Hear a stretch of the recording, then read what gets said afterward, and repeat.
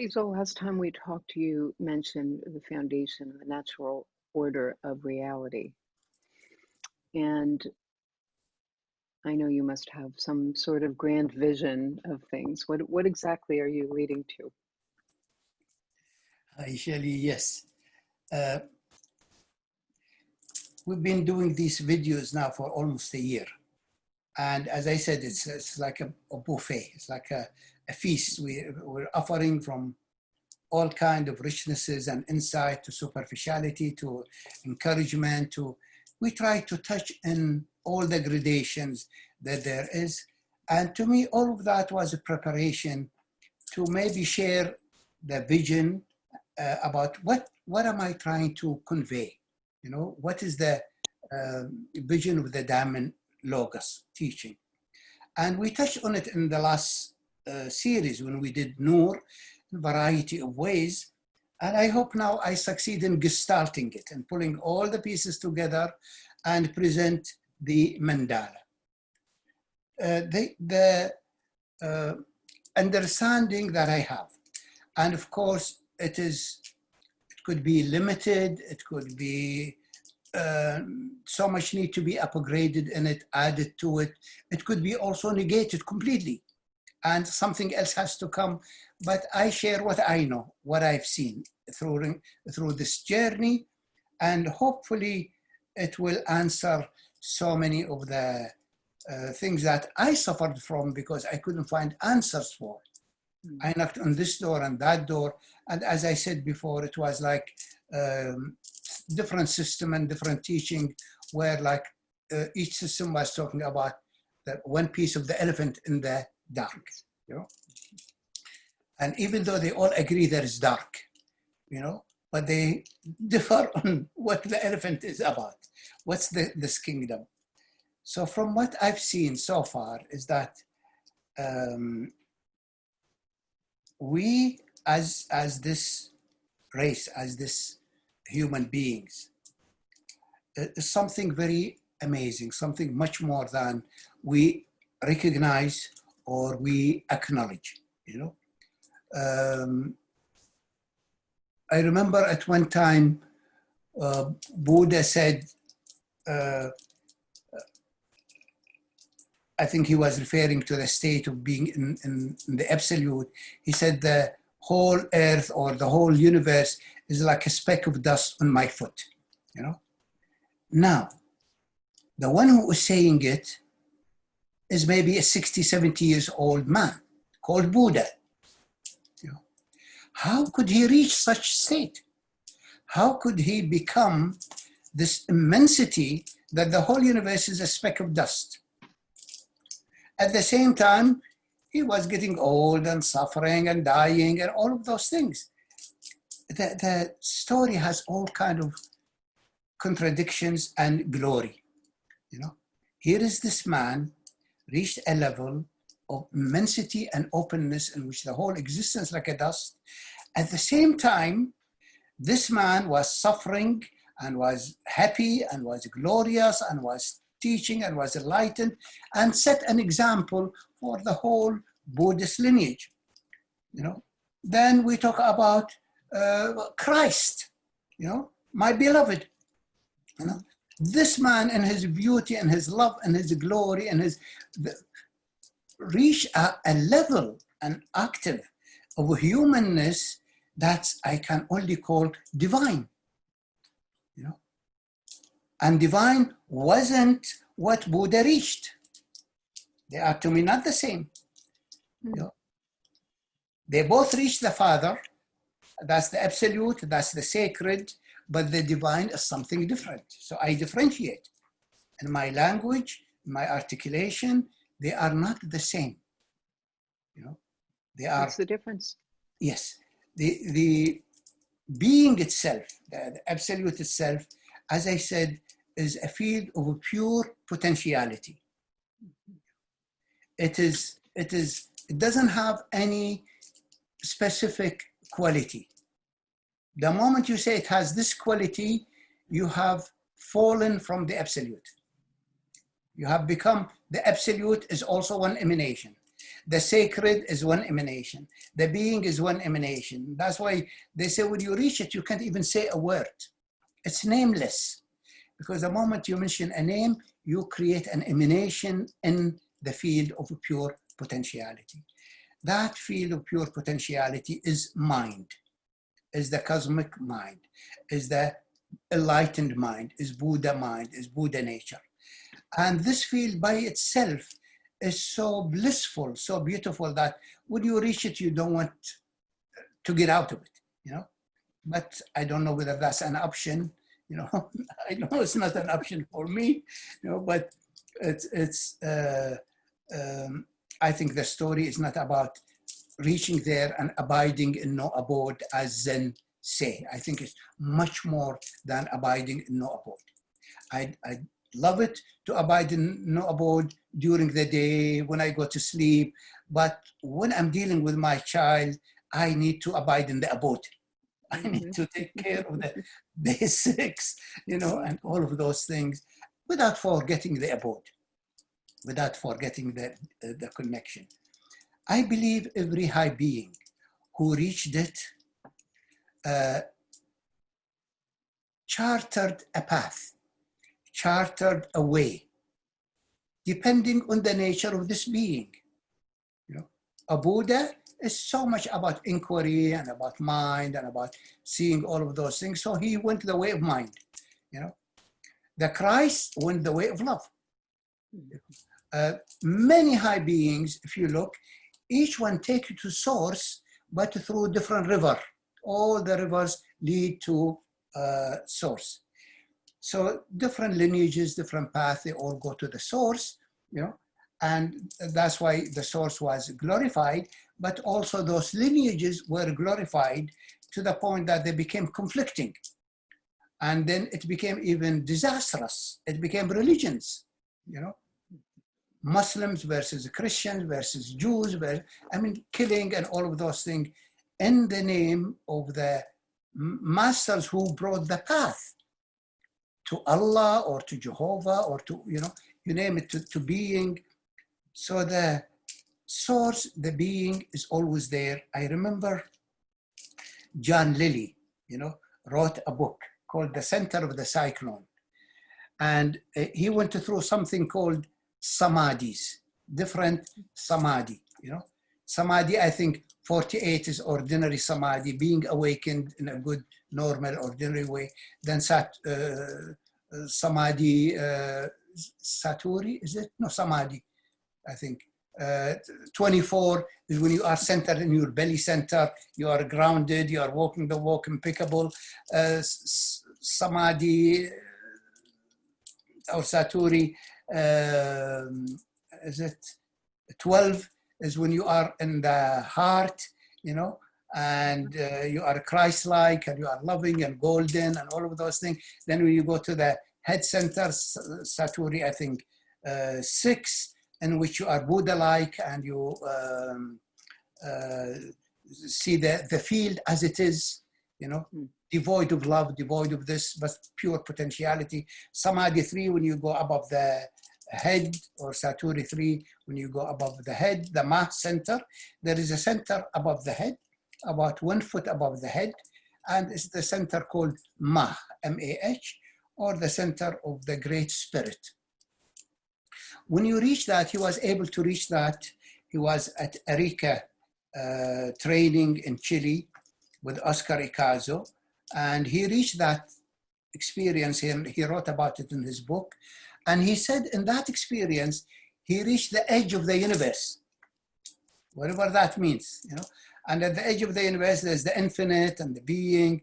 And he found that there are many entities, you know, spirits or souls or whatever entities at the edge of the universe, and they are pumping from this universe, from this void, from the absolute, energy into our universe. Yeah. Very fascinating vision, very fascinating story. So then each liberated soul has gone beyond the boundaries and the limitation of our universe that we know of, into the infinite, into the great being, into the enlightened nature. And they went through it their own unique way. Buddha was a 5. So he wrote 108 canon books of knowledge and intelligences and all of those things, you know. Uh, Christ was, I think, a 2, you know. Yeah. Yeah. He was so goldeny, so sweet, so loving, so giving. He not only reached the Father, and me and the Father and one, but he charted a path and added a frequency to the universe that was not there before. You know, in the dimension of love, you know, they say after enlightenment, when you come out of from this busy mind, from this chaotic psyche and mind and humdrum, and you reach this luminous field and its beauty and its potentiality. When you reach that level of enlightenment, you can upgrade certain things and emanate it back into the field. Okay. You see, you can develop certain qualities and emanate them into the field. So to be enlightened, to be awakened to the true nature of the mind is not the end of the journey. This is awakening. This is the beginning of the journey.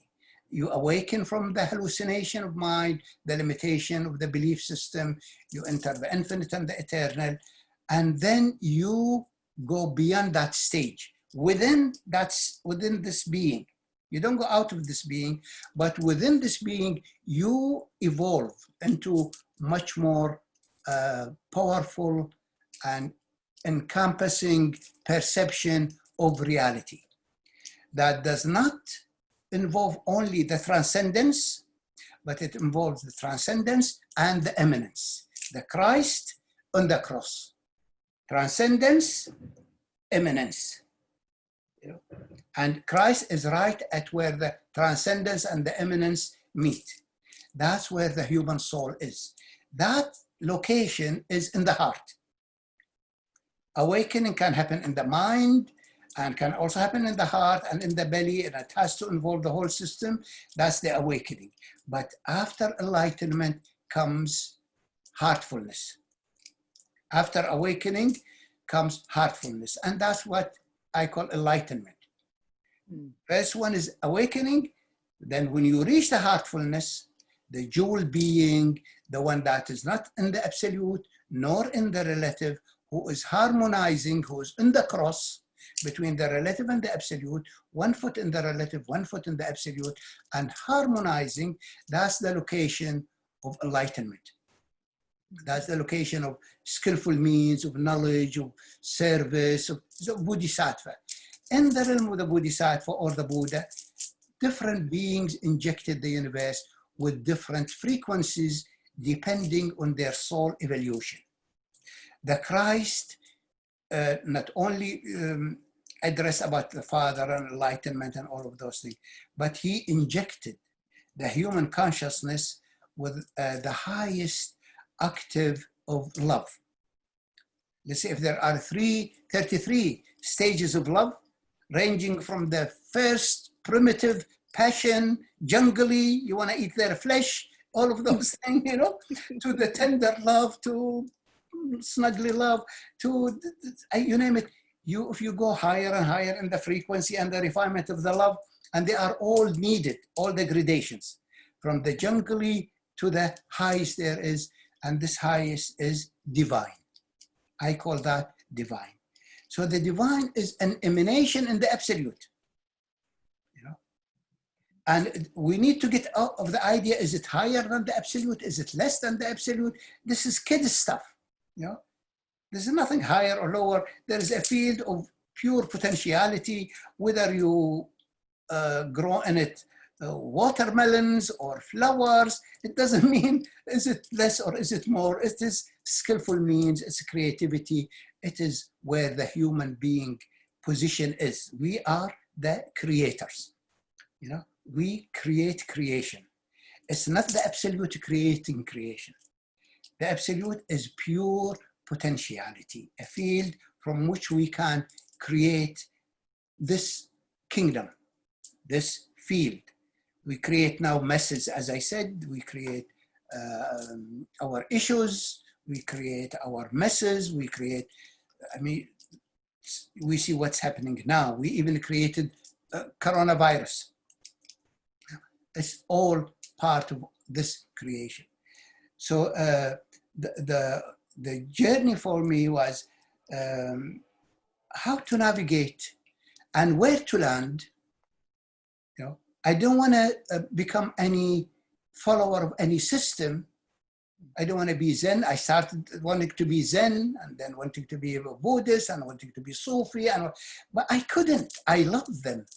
I enjoy them. I'm so grateful for the teachers and for the teachings I received. But my soul wouldn't become a Buddhist or a Christian or a Muslim. It wanted something more that embraced all of those things and more. And because of that quest, of course, I suffered a lot because I had to challenge so many belief systems. I had to shake in my boots. I had to, you know, look at my grandiosity. What has become of me? What am I, you know, doing? All of those things. The result of all of that, thank God that there was a guidance. It wasn't up to me to reach where I have reached. There is no way that this soul would have reached what this vision that I'm sharing if it wasn't for this continual guidance. And this continual guidance, I talked about it as the diamond guidance. There's an inner guidance, and it's also the same as a cosmic guidance. It has many names, you know. The Taoists call it the diamond body. We call it in our work the diamond guidance.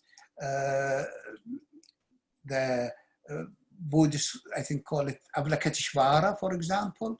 Khidr of the Sufis, the angel Gabriel of Islam and Christianity. It's a guide. And that guide, if you're lucky, and maybe I am lucky or maybe I'm lost, but to me, I feel very lucky.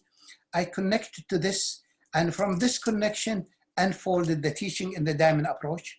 But then I realized that the teaching of the diamond approach was getting limiting for me at that time, not because of the teaching, but because of my partner at that time, that I needed to get out. I needed to walk my walk. I didn't know where I was heading, you know, but it felt like I cannot stick to that system. It has become a system, and that system was impairing and crippling my own evolution.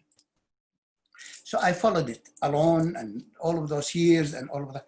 The story kept continuing, and so much realization and so much insight, but I never wanted to make this teaching as a path or as a lineage. It's a tool. It's a beautiful tool that can help, you know, but there are so many other tools. If the diamond logos doesn't work for you, try something else, you know. But make sure that you connect to the guidance. Make sure that you don't take the finger for the moon. You don't take the teaching or the path for the truth or reality. The continuation of my journey was the discovering of so much qualities of essence and the issues relating to them, then grander and grander visions, you know, grander and grander vehicles of being, grander and grander emanations. And it kept continuing and continuing till it landed in a more holistic vision, you know. And we talked about the holistic vision and the threefold kingdom in one of the videos, that there is a kingdom, you know, and this kingdom has three kinds of gradations. Basic nature from which it's created. It's like the ocean, you know, and there is in the ocean fish and coral and plants, and these are the different essential states, and then the different manifestation. There are waves and forms and all of those things in the ocean. So as the ocean is, so this universe we live in. And everything in this universe is bound by its nature of creation. You know, gravity is a gravity. An angel of knowledge can only bring knowledge. An angel of love can only bring love. You know, an angel of might can bring only might. No archangel of might can bring love and tenderness. It doesn't compute. So the angel is limited. All the emanations are limited. You know, they all doing exactly what they were set to do. And so there is this field, and this field is fueling the manifestation, and we talked about it as a huge dimension of essence with so many structures in it. And the structures take the emanation coming from the absolute and differentiating them into, I don't know, so many realities. Mental reality, emotional reality, physical reality, realities that we don't even know, you know. There are realities in which there are no organic beings, you know? Outside of our bandwidth of understanding. No, and within our band, you know, like when I talk about the diamond body, for example, it's non-organic being. It's a structure made of diamonds. It's not organic. You know? It's made of diamond. How could science describe that? This diamond is made of light, compressed light, till it became a diamond. And it's not physical diamond, it's diamond emanating light, wisdom, knowledge, condensed in it is a chip, it's like a mini chip. A green diamond has the knowledge of the green essence, green dimension. Golden diamond has the knowledge of the golden universe, you know? So when you get one of those diamonds, enter your system, your body, mind, psyche differentiated in the knowledge that we know. But if this diamond goes into a cat, would it produce the same effect? Or when it goes into a tree, or when those emanations go into another dimensions? There are so many dimensions that spiritualists talk about, you know, we talk about, we mentioned in the videos, and they coexisting with our universe, but existing in the essential universe. So this essential universe is a magical kingdom, immense magical kingdom, manifesting at the surface as the physical universe that we see, we talk about. Yet everything in that is following law and order. This is the amazing thing. But there is only one thing I encountered that does not follow law and order, you know, who has the free will to change its mind and to do whatever it wants to, taking the brunt of the responsibility of what it does. Only the human soul can be a devil, can be an angel, can be human, can be divine, can be enlightened beyond manifestation, some kind of a soul, some kind of a spirit, some kind of an entity, that this magical being, this amazing being has the free will. But with the free will comes responsibility. Free will is not like being free. Free will has cause and effect. Because the universe is designed in a particular way that has to be preserved. And if everybody want to be free and do their own thing, we will damage this kingdom. You know? Really, and look, I'm sorry to say, again, look at those idiots. You know, this guy in the White House, this criminal in Brazil, burning the lungs of the earth, you know. They're sucking the oil out of the earth. This is the blood of the earth. They're taking I don't know, the goodness of the earth and trashing the earth, you know. They're violating the holy law. Would they be eliminated? I have no doubt. They will be eliminated, you know. But when? I don't know. I hope I am around to see the earth being cleansed and being handed to the guardians of the earth. Those who are violating it, I have no doubt in my mind. Those who are violating it sooner or later, once, whatever the purpose of them being installed in these positions, they will be eliminated. Maybe they'll be thrown in Bardo, they'll be thrown in cosmic jail for, I don't know, 100,000 lifetimes, till they learn the lesson, till they bow to the kingdom, then they can enter the kingdom again. You can't come to this kingdom and to this most magical earth, Pachamama, the Great Mother, and act what you think freedom is. You want to have money, you want to have power, you do whatever you want to. No, the universe doesn't function like that. We, as these souls, as these beings, as these gods and goddesses, set holy laws to protect this kingdom, you know. So we knew someday we will lose the clarity for whatever purpose. We'll lose the vision. Entering into time and space makes us lose the enlightened connection, yeah? Make us lose the enlightened vision. That's why there are so many high beings coming and say, you know, do good, be good, like the Dalai Lama, pray, meditate, love, as the Christ say. All of those things, they are trying to make us connect, because entering this realm has the effect of losing sobriety, of losing consciousness, and we get caught into pain and suffering. You know, that's why the Christ on the cross, you know, said, forgive them. In the beginning, his pain was so severe. He screamed, why have you forsaken me? Well, how could God forget God? He was God. But the pain made him split from that godhood again, you know? So he forgot who he is, that he is this high being, this source spirit. The pain was so high. Then he disengaged, or whatever happened to him, he reconnected to who he is, the Maha star, the Maha point of light, the Maha soul, you know, who came to inject the earth with divine love, with divine emanation. And when he reached that again, he said, forgive them, for they not know what they're doing. They are under the influence of karma. They are under the influence of time and space and conditioning and psychological entrapment and vulnerability and fear. So we, being in this realm, make us lose the knowing and the sobriety of who we are, that we are the creators, but we forgotten.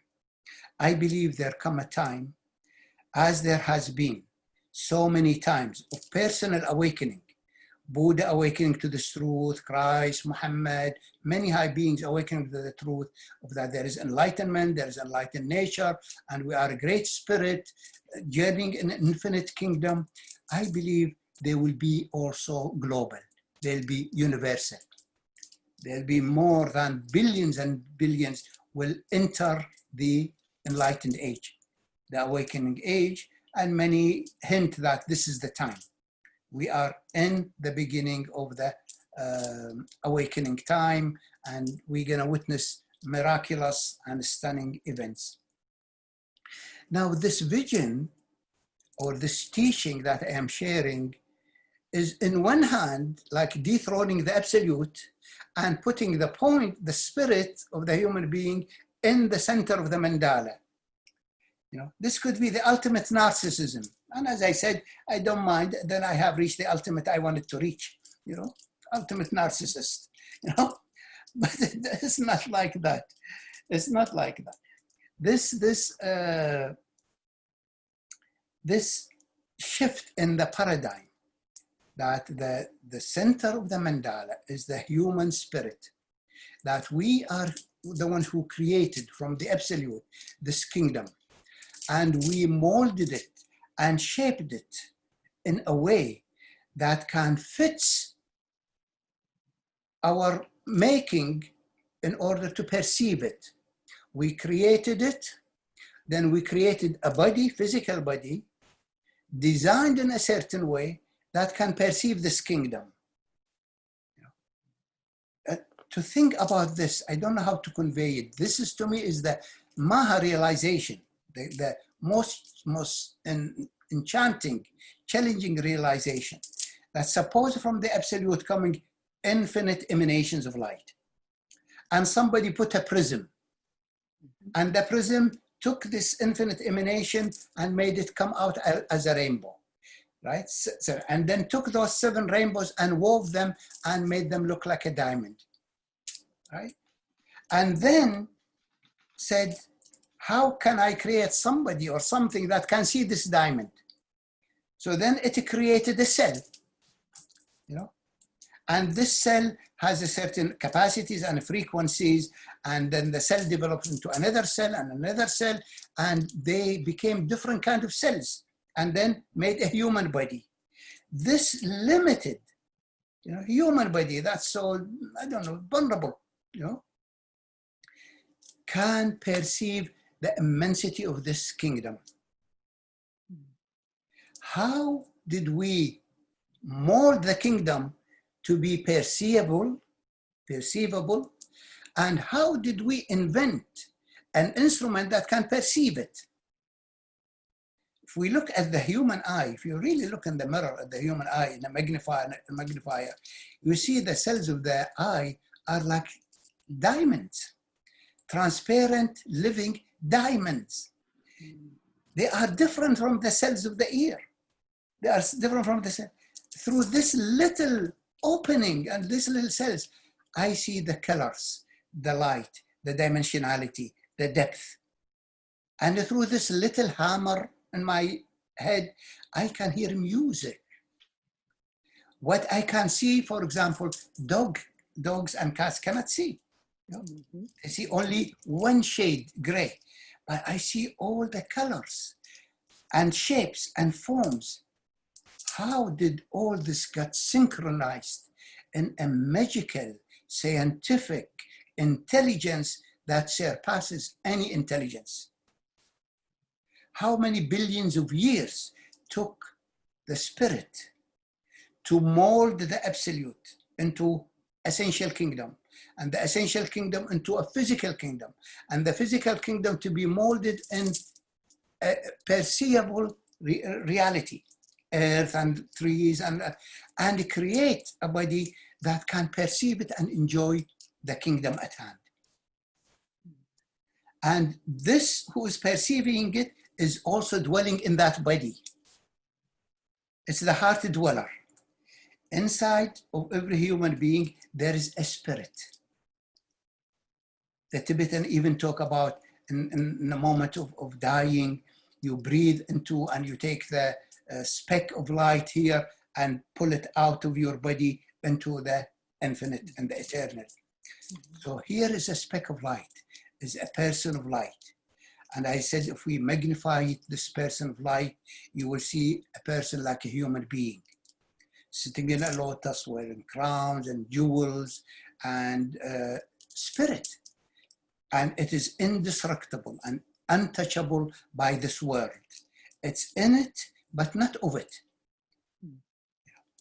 And it can exist in this body and experience the richness and the magic of this kingdom. And in dying, it can exit and enter realms that are not necessarily this physical body.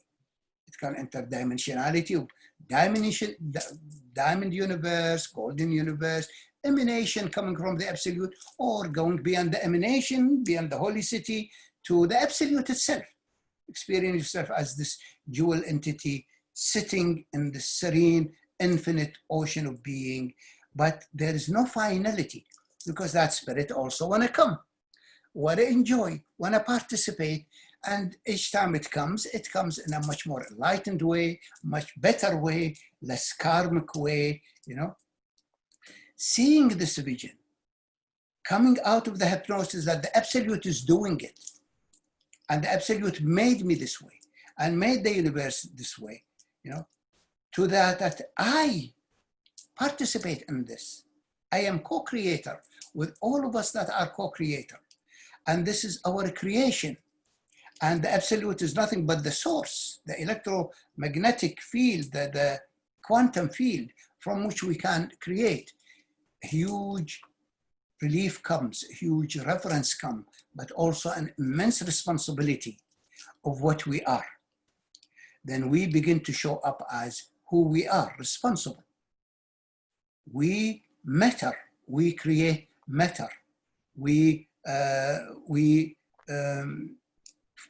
created a kingdom in which we evolve and participate in, but also ruled by. And we can be free from it, we can get out of it, but if we are in it and want to be in it and enjoy it, we'd better honor its limitations. We'd better honor that when we created this kingdom, that this kingdom can also imprison whoever violated, even if it is God, whoever this God is, Jehovah or Allah or Christ. If Christ come and violate it, he will be affected and he will be imprisoned. And I remember one of the beautiful saying, I met, I think I mentioned it, I met this nun, Italian nun. I used to teach in a monastery. And she was listening to, she's very educated. She said, I've read a lot about your spiritual people, seeing that, God is, you're only talking about God as the Father, as the force, as the being, but no one of you accept the defeated God, the broken God. I felt as if something in my heart broke, a defense in my heart of not wanting to feel so vulnerable, that even if I am God, I am broken.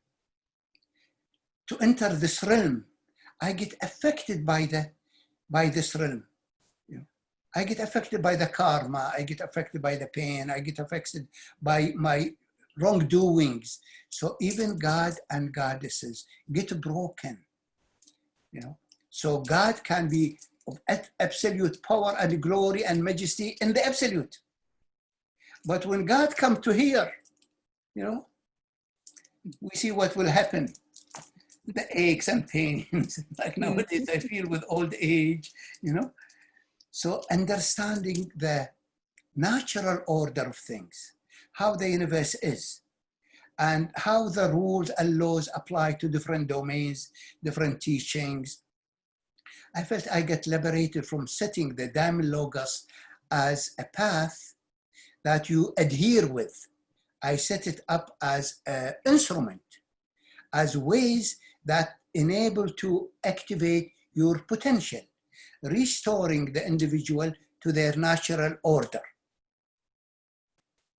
Find your being of light, find your spirit, and if what I am saying applies, say thank you, Faisal. If not, say, may God have mercy on you, Faisal. Really. If I am talking about the vision, the grand vision, but I am not saying believe in me, believe in the vision, because the moment you believe in the vision, you get crippled, you get impaired by the vision. Like you believe in any lineage.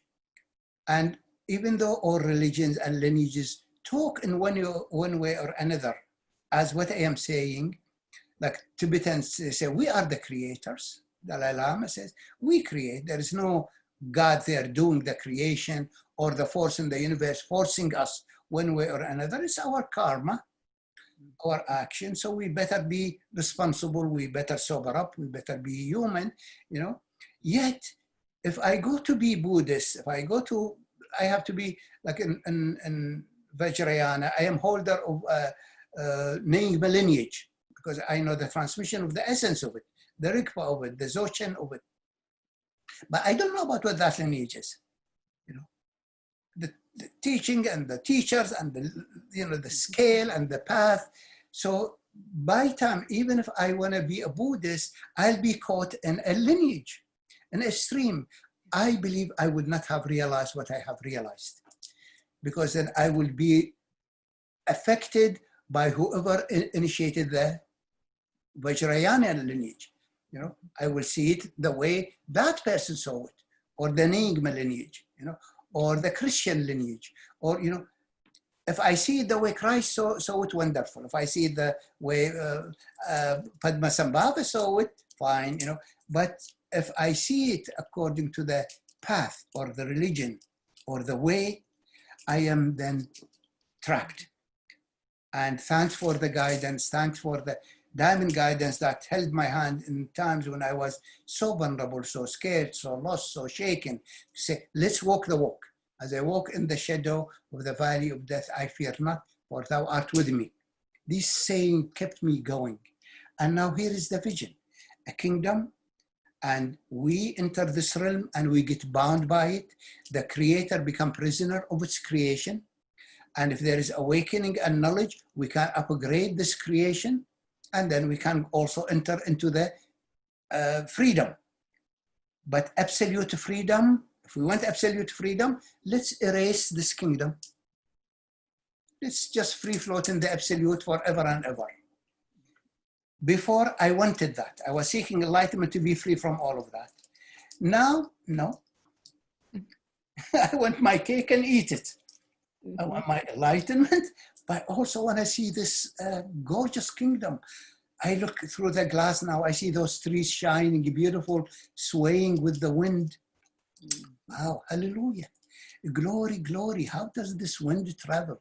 Who made it? How did this tree, I mean, we are in a magical kingdom and we are magical beings. And if we don't restore us to our natural order, that we are God and goddesses. When I go into the absolute, I am the most ancient one. I am in touch with the immensity of the force. And in there, I don't have any desire for any power or anything because I am glory itself. I am all of those things. But I am also human. I still long for this kingdom, this glory, this evolution, you know, understanding that, restoring us to who we are and restoring the vision and the understanding of the kingdom for what it is, made me call this teaching N.O.O.R. You know, N.O.O.R is the natural order of reality. The Sufis documented it long time ago. I mentioned the story about Genghis Khan and Holako when they came invading the Middle East from Mongolia, you know, and the Sufis knew that these Mongols gonna come and they're gonna destroy the whole Islamic culture and especially the Sufi lineages, because in the Sufi lineages is the stream of spirituality and the vision of reality of what's it about, you know. So when the Sufi realized that, they decided, how can we preserve the teachings? The saints will be killed or they have to hide. The libraries, the books will be burnt. What shall we do? So after years of thinking, they knew the event gonna come in years. They made a vision. They made a design, a mandala, you know, and they painted this mandala. They drew this mandala on the Persian rugs. So all the classical Persian rugs have the same archetype, the same design. And this design is the design of the mandala I am sharing with the, you know, with the listeners now. And I'll show you the design of it, you know. You know, the design of it, if we look, here's in the center of it is what I call the point of light. Is from the perspective looking above. Yes, we are looking above, yes. And if we make it come three-dimensional, we see a whole different perspective. So they painted this on rugs, and when Holako came, they gave him the rugs, and he was so happy to enjoy, but he didn't know he was carrying, like a mule, he was carrying the treasure of humanity, the ultimate map of creation. In the middle is a point of light. Around it is an 8-petaled flower. And this 8-petaled flower relate to the solar plexus. The number 8 is what we call the Mobius, is located in the solar plexus. So it's an 8-petaled center. It opens like a sun. And then around it, there is a bigger structure. You see? And this bigger structure is the, what do they call it? Stupa. That here is a point of light dwelling in a Mobius center, in a structure. And then there is also even a bigger structure, and that's what I call the holy city. Here is a stupa landing, spaceship landing. Inside the spaceship is a person of light, you know, and I will show now the stupa to see the three-dimensionality of this image. Now, all around this is space, you know, this red space. Some have red space, like this one has blue space, you know. It's a different design, it's 8-petaled flower, you know, but it's all the same archetype, you know. And some make it black space, some make it white space. This, let's say, is the background of the absolute. This holy city and the structure is floating in an infinite ocean of being. This is an entry into the infinite and the eternal. Then there is a square. Square, sometimes they put object like this, sometimes they put animals, sometimes they put all of this. Let's consider this as time and space. This is the material world. So here is the spirit in its vehicle, the essential vehicle, in the essential domain, floating in infinite ocean of being, right? And manifesting itself in a form, the human body, as a human being. This contains the whole vision of what are we dealing with. A spirit has an essential structure, we call it stupa, made of so many intricate structures, and we touched on some of it. I will touch more about some of that structure and what it is. It's just like a body, and the body has a head, has a heart, has different kind of structure. And I, as a spirit, or even I, as an ego, dwell in this body.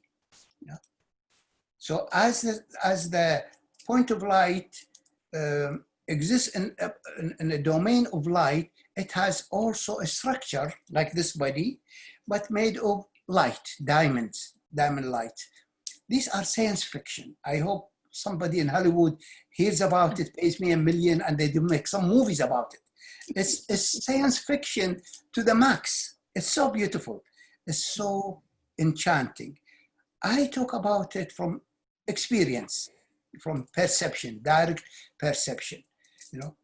If my perception is hallucination, pray for me. If I am seeing this, then I've seen the confusion that we have fallen in, that we have not restored the human to the human, that different teaching wants you to be Buddhist, or wanting to be Sufi, or wanting to be Diamond Logos, or Diamond whatever, that if the teaching can take you to who you are, and then you see the vision that appears to you, I am fulfilled, I am relieved. So our work, this whole series is about opening this grand vision, having flavors of it, having some insight about it, and recognizing that this human spirit, this sometimes weak, vulnerable child, or weak, vulnerable old man, within that person exists a speck of utmost divinity and utmost light, and its creator. But now this creator is broken, is maybe trapped. Maybe the point of light or the spirit of Dalai Lama is not broken, but the spirit of most humanity are bound by belief system, psychological hang-ups. I mean, what to say, Look at humanity. I am a Christian, I'm American, I am this, what are you? We are none of those things. We fall into those structures, matrices, and we get by them. So this divine soul, this God-like, forget itself, can be defeated, can be broken, and need to be awakened. That we are the creator, so we better sober up. We'd better awaken and then participate in the creation in utmost efficiency. Otherwise, the kingdom will break us, no matter who we are, no matter what we are. No God can transcend the holy laws. No one. But most of those who talk about God, they're referring to the absolute, but the absolute source is not God. God means leader, creator, inventor, That source. I can create from the ocean whatever I want to, vapor, rain, snow, ice, fish, But somebody got to do that. The ocean doesn't do that.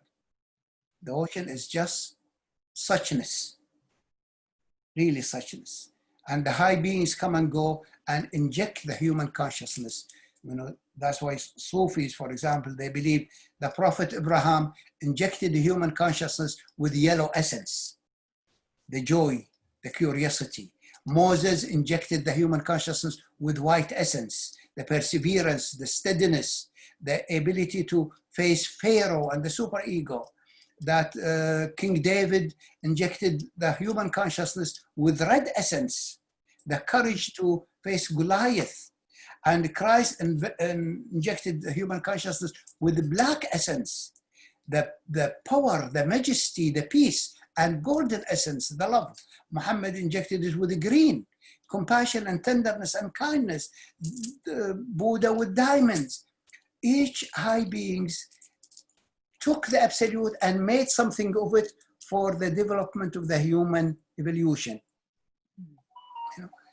And to think that way, it shifts the paradigm of who we are, what we are, how to deal with this kingdom, and instead of playing the helpless, the victim, or thinking that nothing will touch us, you know, like you see them now, Trump and Putin and all of those things, playing God, but the fake God, not the real God. The real God broke, cried on the cross, why have you forsaken me? You know? We separate every child at the age of 7 to 9, separate from the soul. This is the breakage. Why have you forsaken me? And deep in the human soul, as every person goes into in-depth therapy and in-depth spiritual unfoldment, will reach the point of utmost narcissism, forsaken, wounded, unloved by God. And they discover it's nothing but their point of light, and they separated due to the fall by the conditioning. You know. Then healing comes. This is the grand vision I try to pull together. I don't know whether I articulated it enough, shared it enough, as a mandala, as a magnificent mandala. You know, it took me 37 years. No, from 77 till now, I don't know how many years, to figure out this mandala. And it was documented in the Quran as the verse of light. And I made some, you know, interview on Conscious TV about the mandala and about the verse of light. And this is the grand vision. We are the Alpha, we are the Omega, but God can be broken.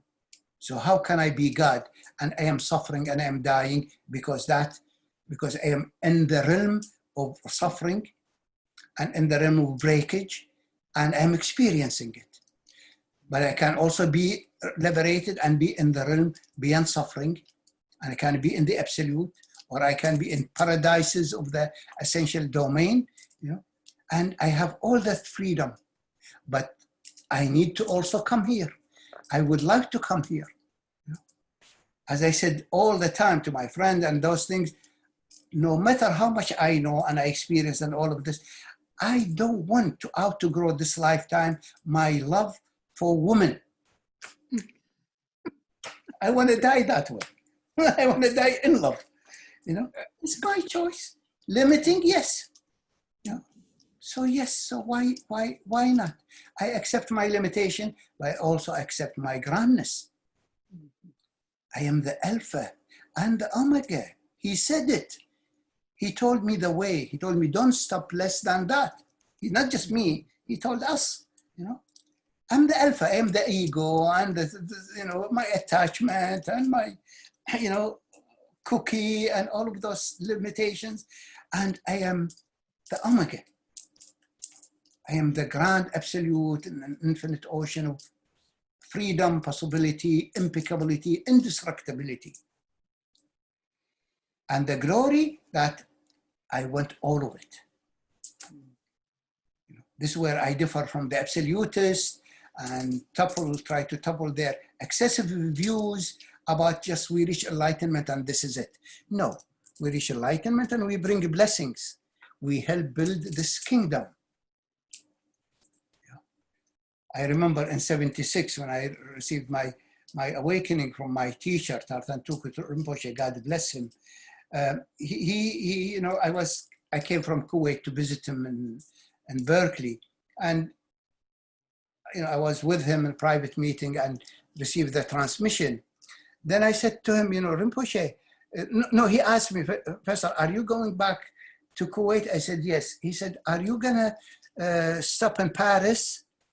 I said, no, I don't like really Paris. I'm gonna stop in London. And he said, oh, I love Paris, you know? And he was married to a French woman. He had 2 daughters from her, you know? I said, Rinpoche, since you love Paris, why don't you live there? he said, I still have something to do here. And what he's done, he did the N.O.O.R Institute, he published so many books, he built Odiyan, a holy city. They say it's going to emanate about 300 years, blessings to the West. You know? One soul seeing the holy city in the vision and downloading it on earth. I watched him one day. He was standing in the stupa, in front of the stupa, and they were building it, and he stand at every piece, looking at every piece of wood they're adding or structure, and he stand in position of emanation, and he send the right frequency for that piece of wood that correlate to the essential stupa. He download it and install it in that stupa. A high point of light downloading the essential domain in this physical domain. We have a mission. His mission was to bring this here. That's why those high beings, that's high bodhisattva, they incarnate again. Who incarnates? You know, the last time I was listening to the Dalai Lama, he's saying, I'm coming back. Who's going to come back? Who says, I am coming back? You know, that's why I feel like puzzled. Why don't the Tibetans say that we are entities? You know, he says, I go and receive my instructions from the high ones, you know. Who are those high ones? Do they exist? The absolutes say, no, there is only the absolute doing its thing. But the reality, no, there's hundreds of thousands of Buddhas, Bodhisattvas, the angelic entourage of Christ. They are nothing but high beings, entities. I've seen them, contacted them, felt their blessings. You know, to me, all what I am sharing is an actual perception, actual reality. And this is my articulation. Maybe this whole articulation of the vision is my limitation. You know, my seeing of it is accurate. There is a holy city. There is an essential domain. There is essential frequency. There is light. There is absolute. And there is the physical universe. You know, but my interpretation of how I am putting it could be my interpretation, or maybe at last I got to see it. My heart and eyes now rest in my heart, and that I could communicate it, I could articulate it, and if some benefit from it and help them from getting lost in one system or another, what a blessings. Really, what a blessings. Thank you for sharing. Yeah, and I found out the more I knew about it, my love for those systems increased, you know, because I see the beauty of the way of gold, the beauty of the way of the diamond, the beauty of the way of impeccability, the beauty of the way of love and joy. I see that these are all rivers going to the same lake or coming from the same lake, you know. But before I could have been lost, navigating one river or another.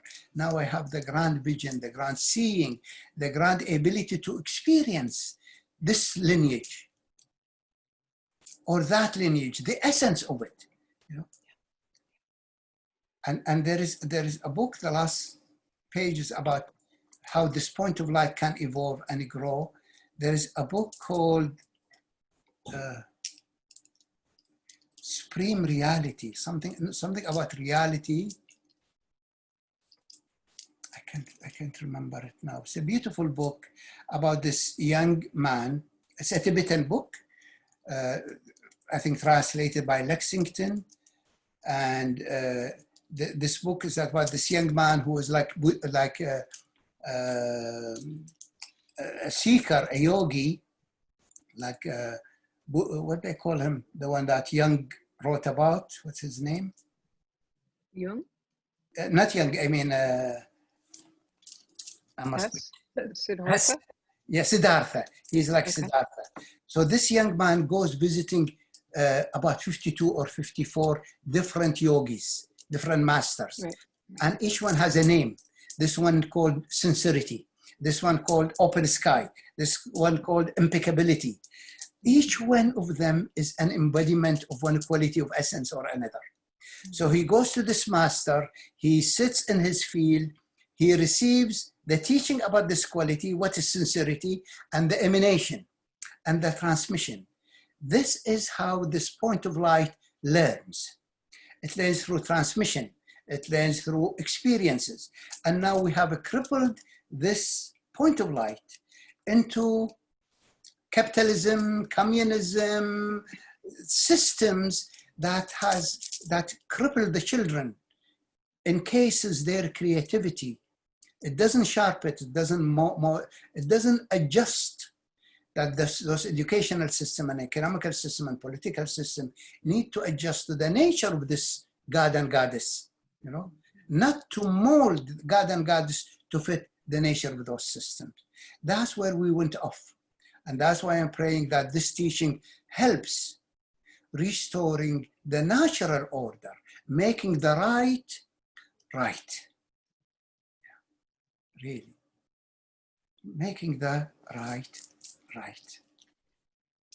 And I'm grateful that you've been with me through this journey and accessing it. And many people don't know that we talk before, and we have, you know, discussions and sharing, and how much you bring me input that I articulate, and you're silent and I get the whole credit. I really wanted to make it known that you helped me open more facets of perception and articulation that, you know, otherwise I would have gone into my own limitation. But thanks so much for making it happen, for holding the space and the encouragement.